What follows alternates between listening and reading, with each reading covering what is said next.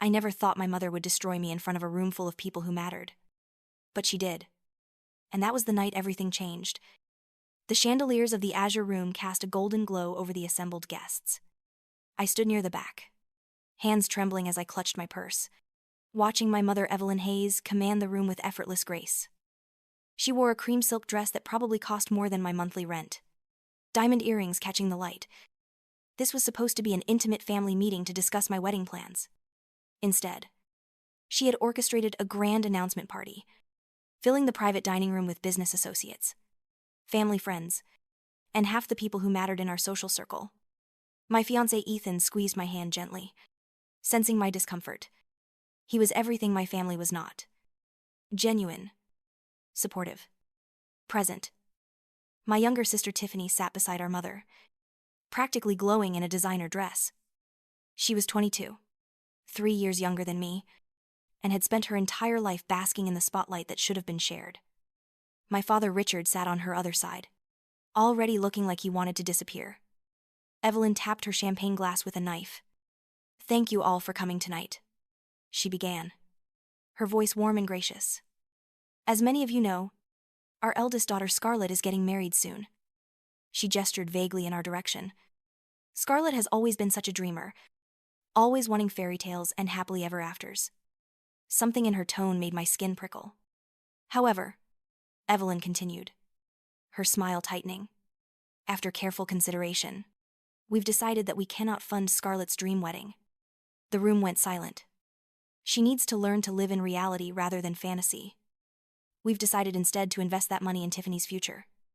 She'll be studying abroad and needs proper preparation. Tiffany has such a bright future ahead of her, such potential." She said it all with a smile, but her eyes were cold as winter stones. I heard whispers starting, saw looks of pity. Tiffany was smiling now, not even bothering to hide it. But Evelyn was not finished. She pulled out a prepaid credit card, the kind you buy at grocery stores, and walked toward me. "Sweetheart," she said loudly enough for everyone to hear. "Here, take this. It's a little emergency fund.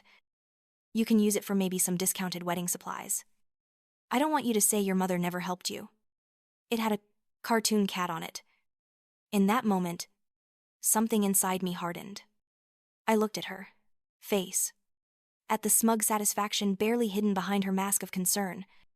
This was about power, about making sure I knew my place. I did not cry. I stood up slowly, took the card from her fingers, and let it drop onto the white tablecloth. "No, thank you, Mother. I don't need your charity." Then I walked out, head held high. Ethan right behind me. Back at our tiny apartment, I finally broke down. Our living room was drowning in wedding planning materials. Binders full of crossed-out venues, budget dress designs, spreadsheets calculating how we could afford even a modest celebration. We had been counting on the $40,000 my parents had promised for 18 months. "We'll make it work," Ethan said fiercely. "I don't care if we get married at City Hall. I'm going to marry you, Scarlett. Nothing your mother does can change that." The next weeks were torture. The story spread like wildfire. Everywhere I went, I saw pity in people's eyes. But worse was how my family doubled down on their cruelty. 2 weeks later, Tiffany announced her pre-engagement party. Not even engaged, just dating some trust fund guy named Garrett. My parents rented out the Crystal Ballroom, hired professional photographers, invited lifestyle bloggers. I found out on Instagram. Tiffany in a $10,000 Alexander McQueen gown, dripping in gold jewelry. My mother's caption read, "My beautiful daughter deserves every wonderful thing life has to offer." I was not invited. Of course not. Then my mother called my office. My boss Marcus was a friend of my father's. She told him I was distracted, going through personal difficulties, maybe not able to focus on work properly. She was trying to sabotage my career too.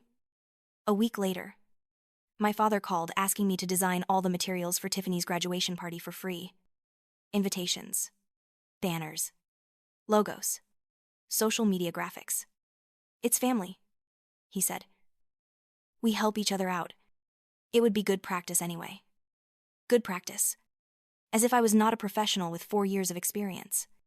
When I asked about payment, he said, "After everything we've done for you, you can't do this one small thing?" Then hung up. That night, I received an email that changed everything. Aunt Vivian, my father's estranged sister I barely knew. Scarlett, I heard about what happened at the Azure Room. I would like to speak with you. I called her immediately. Her voice was warm, confident. What your mother did to you, I've been there.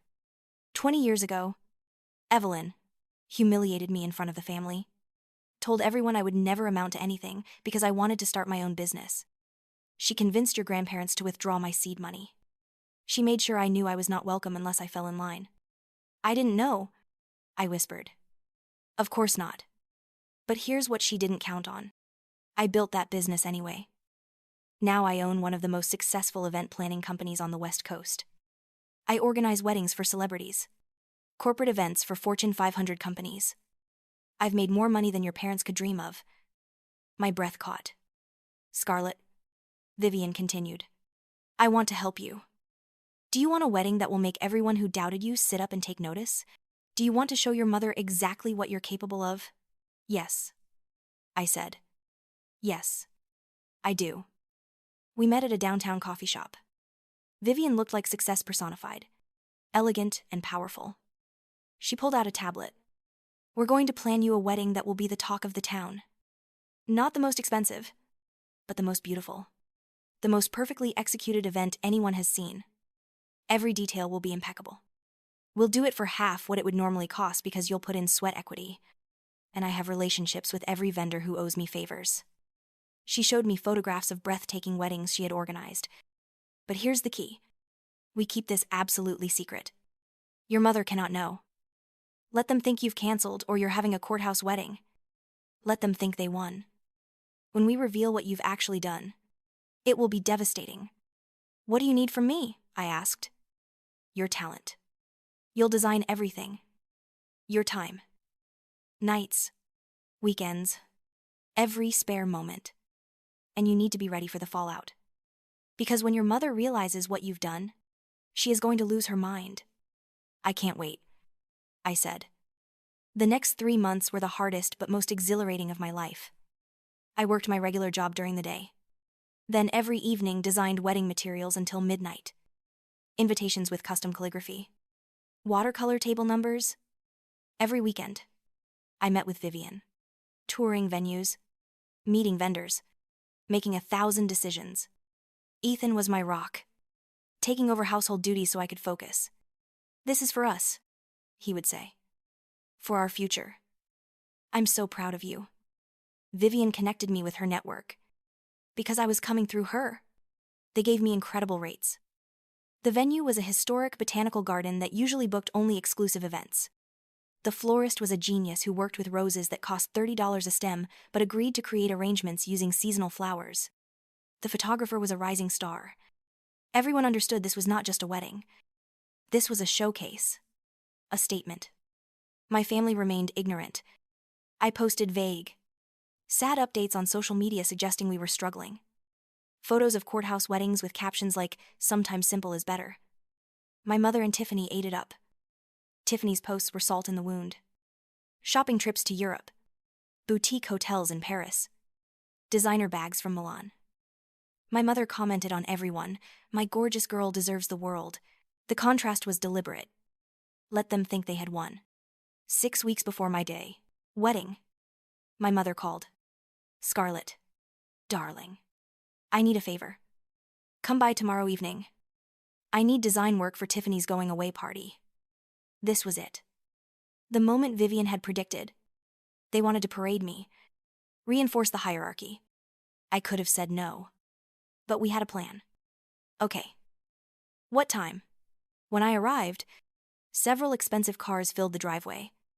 Through the windows, I saw people mingling. The same people who had been at the Azure Room. My mother answered in an emerald cocktail dress. She led me to the dining room where she had spread out materials. Tiffany was in the living room in a white sundress, arm linked with Garrett's. When she saw me, her eyes lit up. Scarlett, I was just telling everyone how sweet you were to offer to help. I know you're going through such a hard time with your wedding situation. But it's so nice that you're still willing to help family. Every eye turned to me. I smiled weakly. Of course. Anything for family. My mother rattled off requirements. Invitations. Cocktail napkins. Table cards. A backdrop. A logo with the Eiffel Tower and Tiffany's name. A hashtag for social media. When do you need all this? I asked. 3 weeks. That should be plenty of time. Right? You're not that busy anymore since you scaled back your wedding plans. I looked up at her. Let her see something flicker in my eyes. Then looked down. I'll see what I can do. Wonderful. Do you want to join us for drinks? I should get going. I have work in the morning. As I left, I heard Tiffany, poor Scarlett. Some people just aren't meant for the finer things in life. It's good she's learning to be realistic about her place. I called Vivian from my car. Exactly as you predicted. Good. Now listen carefully. I need you to deliver those designs. Make them good but not your best. Feed their narrative that you're trying hard but limited. It will cement their belief that they've won. And when the contrast comes, it will destroy them. I spent 2 weeks designing Tiffany's party materials. Good. Professional. But decidedly middle tier. Stock fonts. Conventional layouts. Exactly what they expected from me. I delivered them via email.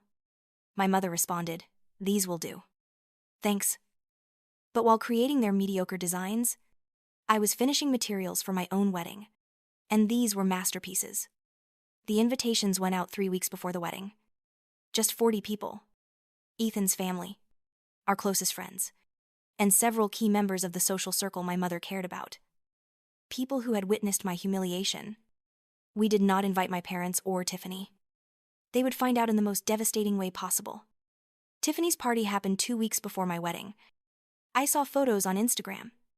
Over the top. Expensive. Drowning in pink and gold. My designs were visible in the background. Tiffany posted, "The best family ever." I was not mentioned. The day before my wedding, I barely slept. At midnight, my phone buzzed. You think you're so clever? Don't you? Wait until everyone sees what a joke your little wedding is. You'll always be the disappointment. Tiffany. I deleted it without responding. She could not touch me anymore. The wedding day arrived with perfect weather. The ceremony was at 3 at the Botanical Garden. Vivian had transformed the conservatory into a fairy tale. Hundreds of white flowers cascading from the glass ceiling. String quartet playing. Natural light making everything glow. Our guests arrived with faces lighting up in surprise. This is incredible. I had no idea. Their photos posted to social media in real time were stunning.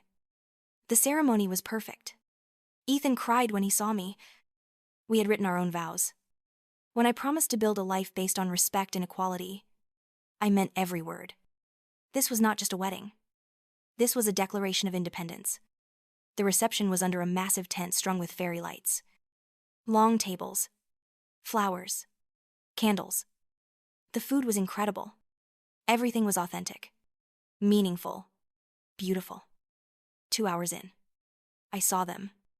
My mother. Father. And Tiffany at the garden entrance. Faces frozen in shock. Someone had posted photos and they had rushed over. They found not a budget backyard wedding, but this. Vivian appeared at my side. Right on schedule. Do you want security to escort them out? I looked at my mother's disbelief. No. Let them stay. Let them see everything. I walked toward them. Ethan at my side. The crowd quieted. Sensing drama. Mom. Dad. Tiffany. I'm surprised to see you. You weren't on the guest list. My mother's voice came out strangled. Scarlett. What is this? We thought you canceled the wedding. We thought you couldn't afford. Couldn't afford what? I interrupted. My voice carrying, a beautiful wedding? You're right. I couldn't afford it with the money you promised then took away for Tiffany's shopping spree. But I didn't need your money. I didn't need your approval. I just needed to believe in myself. Tiffany's face turned red. You did this to spite us. I did this for myself. Everything about today was for me and Ethan and people who actually love us. The fact that it makes you look bad is just a bonus. Guests were watching. Phones out. Recording. By tomorrow. This would be everywhere. My mother stepped forward, lowering her voice. Can we discuss this privately? Like you discussed canceling my wedding privately? Oh wait. You did that at a public dinner in front of 50 people. You wanted everyone to know I wasn't worth your investment. Well, here's what I want everyone to know. I didn't need your investment. I am talented. I am capable. I am surrounded by people who celebrate that. I gestured around us. You wanted to break me. Instead, you freed me. You forced me to discover what I could do on my own. And look what I created. Evelyn's face cycled through emotions. You ungrateful. No. I'm grateful. Grateful to Aunt Vivian who actually supported me. Grateful to Ethan who loves me. Grateful to every person here. But not to you. I don't owe you anything anymore. Tiffany lunged forward, but Ethan stepped between us as security materialized. Time for you to leave, Ethan said firmly. This is a private event. And you weren't invited. You can't throw us out. Tiffany hissed. She's our daughter. She's my wife. Ethan corrected. And you've done nothing but hurt her. Security escorted them out. My mother protesting loudly. Tiffany throwing insults. I watched them go and felt a weight lift from my shoulders. The party continued. Better than before. People congratulated me on my spine. My talent. The sheer audacity. Several of Vivian's clients asked for my business card. A wedding magazine editor asked to feature our wedding. The vindication was sweeter than I had imagined. Later, Vivian handed me an envelope. Inside was a check for $10,000. Consider it an investment in your future business.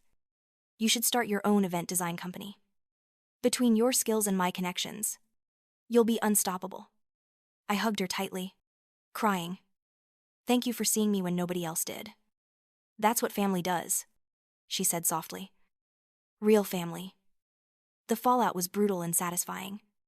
Photos and videos went viral in our social circles. The story spread everywhere.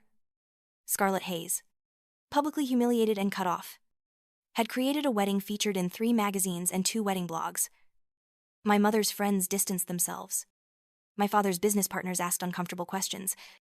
I received dozens of messages offering congratulations, sharing stories of their own family dysfunction, but also angry messages from my mother and Tiffany. My mother's emails cycled through anger, bargaining, guilt trips. I deleted every message without responding. I blocked their numbers. Tiffany's messages were vicious. She blamed me for Garrett breaking up with her, for her study abroad being canceled, because our parents lost contracts. Everything was my fault. I blocked her too. 3 months after my wedding, I launched Hayes Design Studio. Vivian became my first major client, connecting me with others. Within 6 months, I had more work than I could handle. Within a year, I had hired 2 assistants. The business I built exceeded anything I had imagined. Ethan and I bought a beautiful house with a garden and studio space. We hosted Thanksgiving that first year with Vivian, Ethan's family, and close friends. We created our own traditions, our own definition of family. I ran into my father once, 18 months later, at a coffee shop. He looked older, more tired. Scarlett, you look well. I am well. Your business is doing really well. I'm proud of you. Are you? Or are you just saying that because everyone else is impressed? He flinched. I deserve that. I should have stood up for you. I was a coward. Yes. You were. Any chance we could try again? That you could forgive us? I thought about all the years of being second best. Overlooked. Made to feel like I was not enough. I thought about the Azure room. The humiliation. My mother trying to sabotage my career. Being asked to work for free while Tiffany was showered with money. No. You made your choice, Dad. You chose to let Mom treat me like garbage. You chose Tiffany over me 1,000 times. Those choices have consequences. I've built a good life without you, and I don't need you in it anymore. His face crumpled. Scarlett, Please. I hope you have a good life, Dad. But it's going to be a life that doesn't include me. I walked out without looking back. It hurt, but it was a clean, necessary hurt. 2 years after my wedding, I received a letter from my mother. Pages long, full of justifications and buried excuses that might have been apologies. She claimed she had been trying to toughen me up, prepare me for the real world. She was sorry if I had misunderstood her intentions. I read it once, then filed it away. The letter changed nothing. My mother was sorry she had been caught. Sorry her cruelty had backfired. Sorry her reputation was damaged. But not actually sorry for what she had done to me. I never responded. Silence was its own answer. Life went on. Better than I had imagined. Hayes' design studio continued to grow. I spoke at design conferences. I was featured in articles about successful entrepreneurs. None of it would have happened if my mother had not cut me off. Her cruelty had freed me to become who I was meant to be. 3 years after my wedding, Ethan and I had our first child. A daughter. Caroline Vivian Miller. Caroline after my grandmother who had truly seen me. Vivian after the woman who had saved me. When Caroline was born, Vivian was in the waiting room with Ethan's family. She cried when we told her the name. I promise you, this little girl is going to grow up knowing she's loved unconditionally. She's going to grow up knowing her worth. Sometimes late at night, I thought about my mother and Tiffany. I heard through the grapevine that my parents had downsized. Their social standing never recovered. Tiffany had gone through failed relationships, was living at home, unable to find a job. Part of me felt sorry for them. But mostly, I just felt free. I had thought cutting off my family would leave a hole in my life, but I had been wrong. The space was filled with so much more. Real relationships built on genuine love. Work that fulfilled me. A husband who was my true partner. A daughter who would grow up knowing she was precious. On the 5-year anniversary of that night at the Azure Room, Ethan surprised me with reservations at the same restaurant. We went. And this time, we were the ones people noticed. The successful couple. The designer whose work was in magazines. The architect winning awards. We ordered the most expensive items because we could afford it. Halfway through dinner, I passed the private dining room where my mother had destroyed me. It was hosting another party. Happy voices spilling out. I paused, remembering that girl I had been, the one who thought she needed her mother's approval to be worth something. That girl was gone. In her place was a woman who knew her worth, who had built an empire with her own hands, who had turned humiliation into triumph. I walked back to my table, to my husband, to the life we had built. The best revenge was not the wedding that had humiliated her. The best revenge was this. Living well. Living authentically. Building something beautiful with people who valued me. I raised my glass to Ethan. To us. To us. And to never looking back. We clinked glasses. And I meant it. I had learned the hardest way that family was not defined by blood, but by love, respect, and support.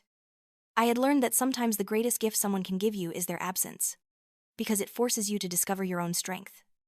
My name is Scarlett Hayes Miller. I am a successful business owner. I am a wife. I am a mother.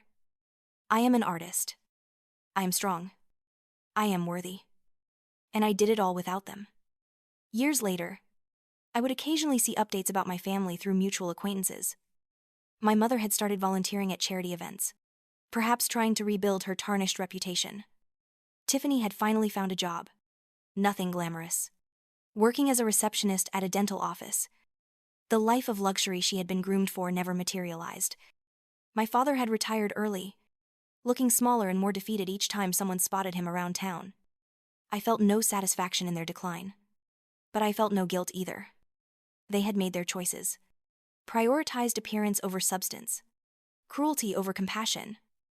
The consequences were theirs to bear, not mine to fix.